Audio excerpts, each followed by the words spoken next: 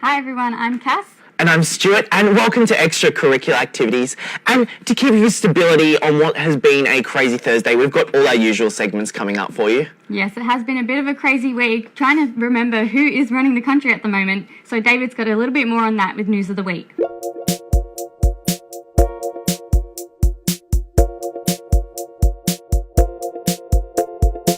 Thanks, guys. Ladies and gentlemen, welcome to News of the Week, and what a week of news it has been. I'm going to dedicate this particular segment entirely to the leadership crisis crippling Canberra and give you the lowdown on all the fast facts you need to sound like you know what you're talking about and can keep up with your more politically oriented friends. Okay, it arguably all began when the Liberal Party began the process of getting the NEG, the National Energy Guarantee, through Parliament. Prime Minister Malcolm Turnbull had to repeatedly change key aspects of the policy, such as whether it would be enshrined in legislation or be regulated, and the implementation of the 26% emissions reduction target. Malcolm's policy acrobatics didn't really make anyone happy, no matter how perfectly executed the backflip. There was a leadership spill, Turnbull declared the top job was more or less open, and Peter Dutton, this dude, decided to challenge. He initially lost 35 votes to 48, ditched his portfolio and went to sit on the backbench and wait. What is happening right now? Well, as we are filming this, key frontbenchers have pretty much dumped the PM and are fleeing what they see as a sinking ship. Matthias Cormann, Mitch Fifield and Michaelia Cash have all abdicated their positions and have asked Malcolm to stand down. So, Malcolm's now more or less out of the picture, and it looks like Scott Morrison, or ScoMo, will be running against Peter Dutton in the leadership ballot. In the meantime, Labor is having a party and is attempting to undermine Dutton before he is even in the top job, if he gets the top job. Labor proposed a motion in the Senate, which was narrowly defeated 68 votes to 69, to refer Dutton to the High Court over his family trust interest in childcare centres in Brisbane, and it looks like they might have another doozy up their sleeve ready to go. What most people are taking away from this, however, is that our country changes leaders more often than it loses football to the Kiwis, and we'll probably have another Prime Minister soon. You know, they say truth is stranger than fiction, and you really couldn't make this stuff up. And on that note, back to you guys. Thanks, David. And of course, all this political stuff, the leadership instability, who it affects most is like everyday people. So that's why this week's Pop the Question was focused on this leadership crisis.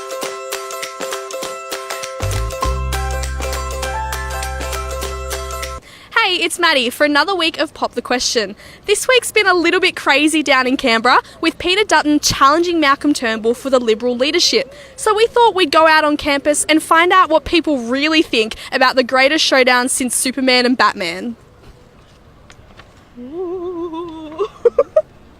That was probably terrible. That one, because I have no idea who he is. I think Turnbull. Yeah, I'll go Turnbull. I don't really like him, but he's definitely better than Dutton. Yeah. I'm going to go with Malcolm. Oh, look, I'm going to have to say, is that Malcolm Turnbull? That is Malcolm Turnbull, well done. Well, look, I don't really have a reason. I mean, I guess it's because he's obviously been voted as Prime Minister. Neither. Do I have to? It's a hard choice, isn't it? It's almost like whenever there's a sporting final and you want both teams to lose. That's really hard. I'm more of a Labor supporter myself, so Peter Dutton. Yeah. Peter Dutton is a Liberal. Oh. So it's been really interesting to hear what people on campus really think about our politicians at the moment. Tune in next week for another Pop the Question. Now, while that was pretty interesting to see what everyone had to say about the issue, it probably didn't clear up a lot. Yeah, probably not. Well, reducing plastic has been a big topic of conversation lately, and we sent a field reporter out to look at some research around the harbour and plastics going into the ocean. My name's Adrian Plummer. I'm studying a Bachelor of Marine Science, which is why I'm interested in getting rid of the rubbish from our oceans. So once a week we come down here, depending on how many of us, there'll be a couple of us in the water, snorkelling and diving down, collecting rubbish from the bottom of the water, and the rest of us will be on land picking up rubbish from the beach, from in between the rocks and everything, wherever we can find it. So then once we've collected all the rubbish, we come back together, working in teams. We'll sort through the rubbish in only a really small area, probably like a 10-metre radius circle. We collected 16 glass bottles, 17 plastic bottles and 38 aluminium cans. We're here in the Belmore Basin, just off North Wollongong. We're collecting rubbish, trash, anything we can find that obviously doesn't belong here. There's fishing trawlers, there's families who come for the weekend. There's lots of trash, there's lots of garbage, cans, bottles, whatnot. We're collecting that, removing it from the ocean, from the breakwall, from the beach as well, collecting that and quantifying it, writing down what we find. The data we get, we send that to the Ocean Conservancy organisation, which I'll be doing. Overall, it's just for the health of the ocean, I guess, and also even just the aesthetics of the area. Doesn't look nice having rubbish around. I'm actually amazed at how much rubbish is actually in Wollongong Harbour. Yeah, it's pretty crazy how many things end up in our ocean. Yeah, it's not good. No, not at all. Well, now to quite a different story. We're looking at fundraising for some Indigenous games, and we've got some guests in the studio to chat all about that too.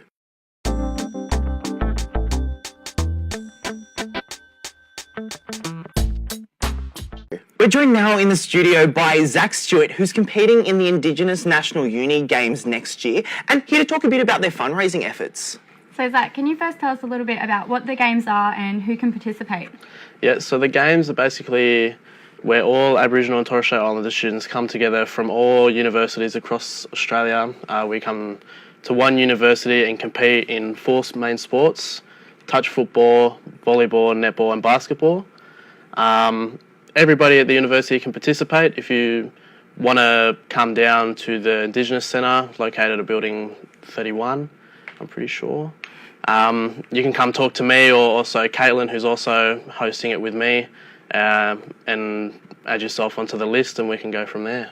Yeah, and we're still a little while away from the event. Is there any reason you're fundraising so early? Yeah, so the games are being held over in Western Australia. It's going to be a lot of money that we need to fundraise, roughly $20,000, just to get the maximum number of students over there. So at the moment we're going to hold a cake stall in roughly 2 weeks. We're going to be holding barbecues, trivias, raffles, hopefully a dinner over at one of the RSL clubs just locally, and try and find sponsorships as well. Yes, so that all sounds really great. I hope you can raise the money. But what games are you competing in this time round? So this time round it'll be the same sporting events. It'll be touch football, volleyball, netball and basketball, and they'll be held over each day, just a gala day of 3 pool games, and then best out of those pools gets to play in the finals, and then the best after that wins. And what'd you get out of it by attending the games? The main thing I got out of it was mainly just the connections I got through all the people that I met over there. Obviously a lot of people are competing through all the different universities, but also within this university, the people that I've never met before, I built a connection with those people, and it's just really good to meet new members of the community and really gain connectedness through them. And anything else you'd like to add? Really just, any way that everybody can get involved. If you're an Indigenous student here at the university, come down, come have a run with us. We're trying to raise as much money as we can, so if anybody is wanting to sponsor us, that'd be amazing. But we're also holding stalls and stuff like that throughout the rest of the semester, so if you can come down and support that, we'd love that. Well, yeah, thanks so much for speaking to us, Zach. Yeah, Real pleasure. That's great. Yes, good luck in the games as well. Thank you very much. There's a new art exhibition at the Panisi Gallery at UOW, and it's about books, but not as you know it. I'm out the front of the Panisi room of the library at the moment that is now host to the art exhibition Place. The exhibition hopes to showcase artists' work that is centred around the theme of book. I talked to one of the artists, Judy Burke, to see if I could find out more.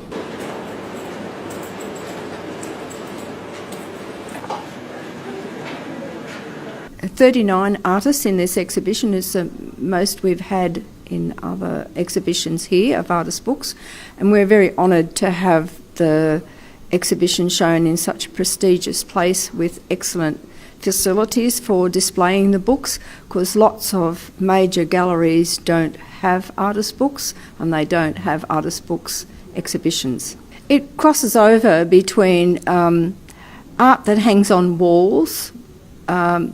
Mostly there's not framed work on walls. The books are sometimes in cabinets and some are out where people coming to visit the exhibition are encouraged to pick the books up and have a look through them, because often the whole of the book can't be seen unless you handle the book.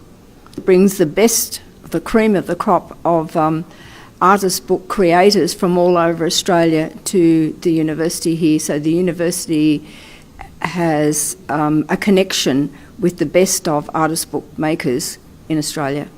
The exhibition is running till the 14th of October, with events occurring every Wednesday for those who'd like to get involved. Riley Jones, UOW TV.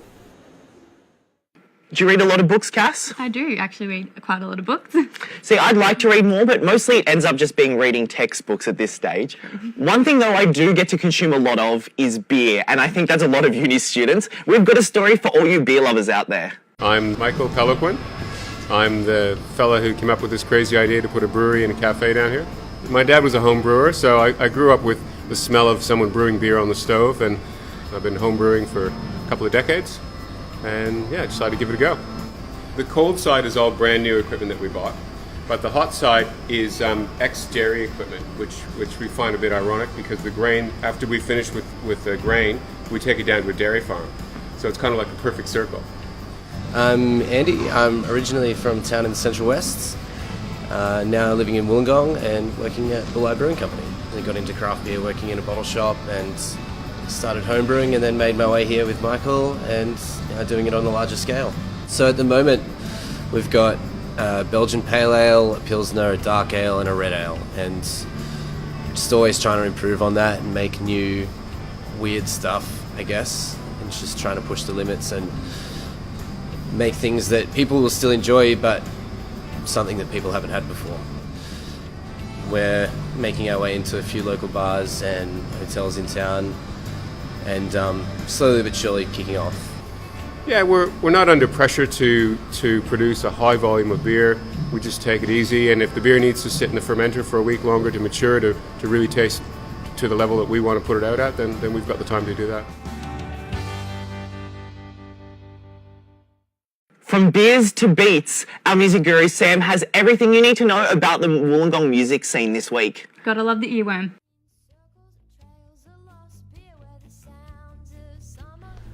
Hello, and welcome back to the Earworm for your weekly dose of what's good in the gong. Well, it's week 5, and as those assessments start rolling in, so too do the gigs, so let's crack in. Tonight will be your chance to see out-of-towners Palace Revolution at good old Rad Bar, on the back of their debut EP, Kingdom, that dropped just earlier this year.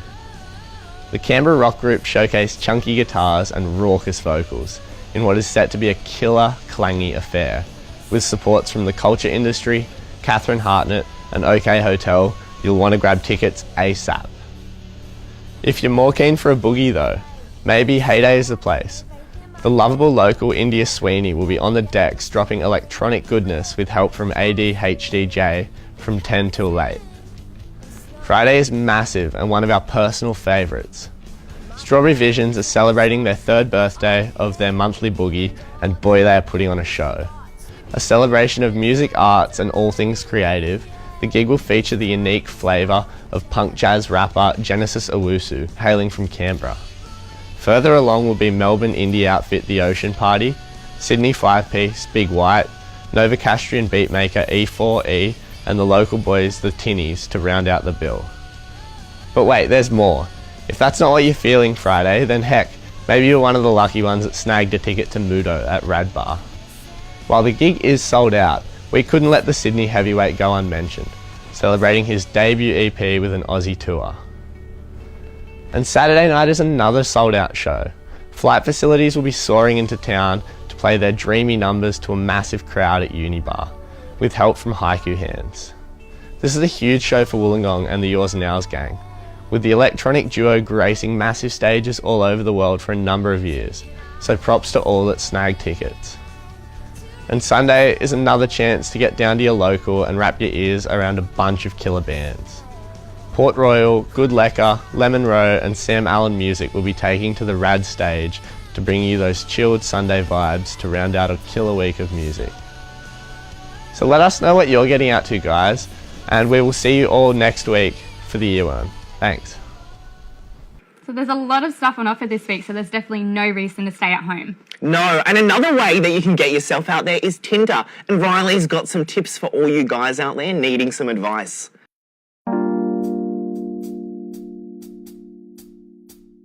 Got questions about finding love in the digital age? There's only one person to ask. Dear Riley. Samantha asks, Dear Riley, what's the best Tinder opening line? The best Tinder opening line depends on whether you're a boy or a girl. For a girl, probably hey will work 95% of the time. For a boy, I still have not found that out yet. Oh, best of luck to Riley with all those swipe rights. Yes, I really hope he finds his pickup line soon. Yeah, me too. Well, looks like we've come to the end of our show. Been some ripper content. Yes, but to close up, we've got UOW Unplugged with Bradley Pollack. See you next Thursday. Bye. Bye.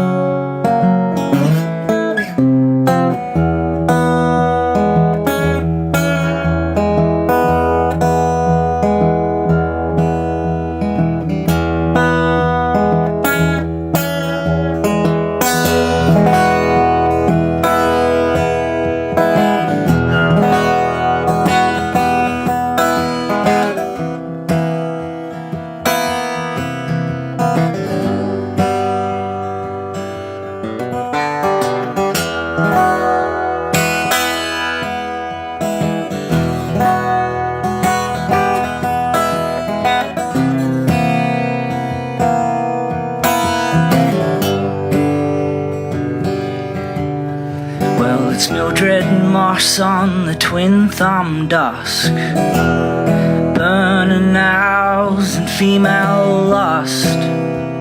Well, do what you must. And now you're down on the street where the fishermen weep, and the candle in your heart is lost its spark.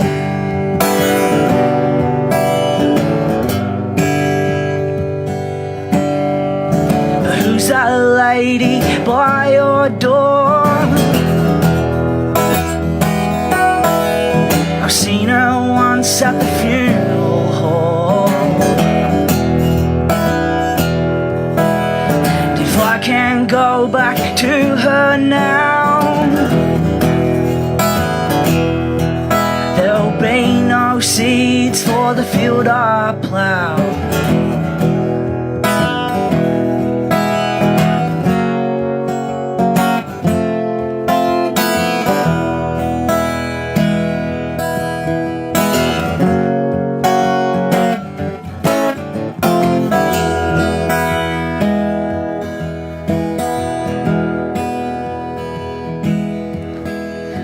Missed your chance to face her dance, letting all that misery grow, with nothing to show. And now I run along to that fisherman's song. Mildred Moss, I'll hold you soon, beneath the flaming moon.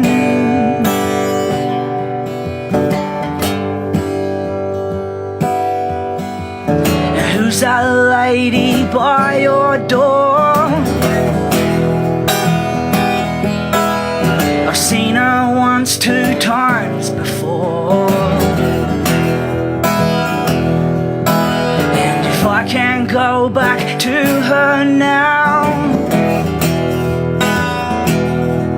there'll be no seeds for the field I plough.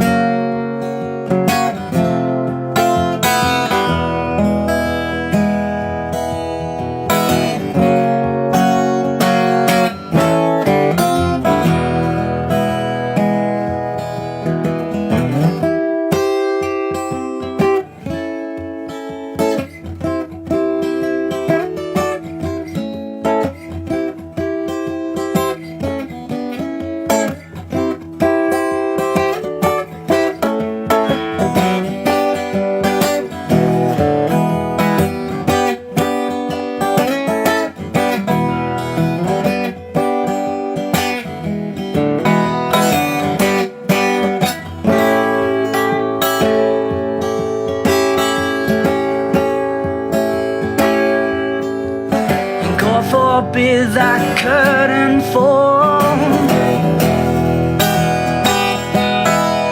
When you yourself finally hear her call, and only then will you come forth, spill unto me of gold remorse.